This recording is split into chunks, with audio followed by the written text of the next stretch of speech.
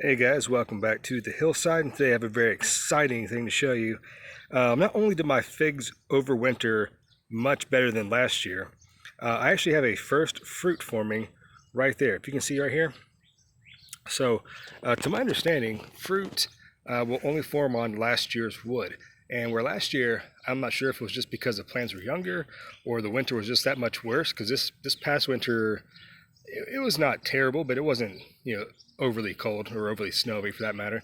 So all this wood, except for, you see some of these limbs here, did not really produce any more leaves or anything, but all the way up this stem here, it is producing, leaves at all these little nodes right here. So that's awesome. And of course, down by the base, which all these 1, 2, 3, 4, 5, 6 stems from last year. So 6 stems from last year that did survive.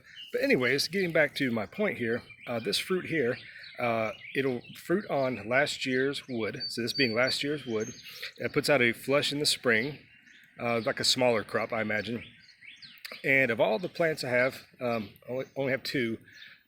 There's the only one at all that is actually producing any kind of a fruit whatsoever.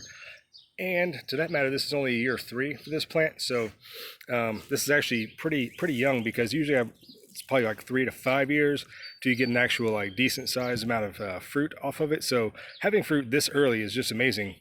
But anyways, I didn't do anything really special. Nothing I didn't do the year before, other than I put, covered this whole base down here, the crown of the plant, with tons of compost and leaves, and wrapped that in a sheet to kind of keep it as safe as I possibly could from the elements.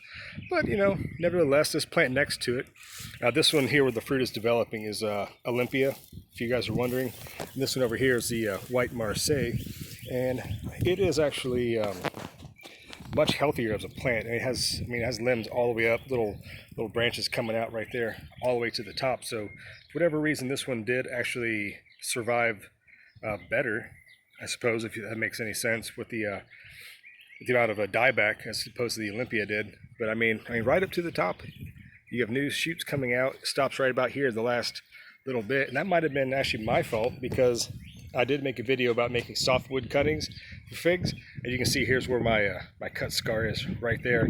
So maybe this is myself, where I cut it back trying to take some cuttings in the late winter, early spring. I might have caused it to die back to the first node here, which is probably self-induced. However, it's putting out lots of nice branches here, and I'm hoping that this year we're going to get some better fruit production along the way. So if you guys are growing figs, let me know how they're doing. It can be done. Is zone 6, zone 7, kind of right in the border where I'm at right now, just with a few tricks, just showing you that it is possible. Hope you guys are enjoying your gardening, as it's turned from spring into pretty much summer overnight. So that just happened last week. We had 35-degree temperature. Now it's 89 degrees. So I guess time for this heat-loving plants to really take off. And figs are definitely that, sun-loving, heat-loving plants. So looking forward to a nice, successful crop this year, hopefully. And I will definitely show you guys what that looks like later on the season, if we do get a summer or a heavier flush of fruit towards the later part of this year. So thanks for watching, guys, and I'll see you next time.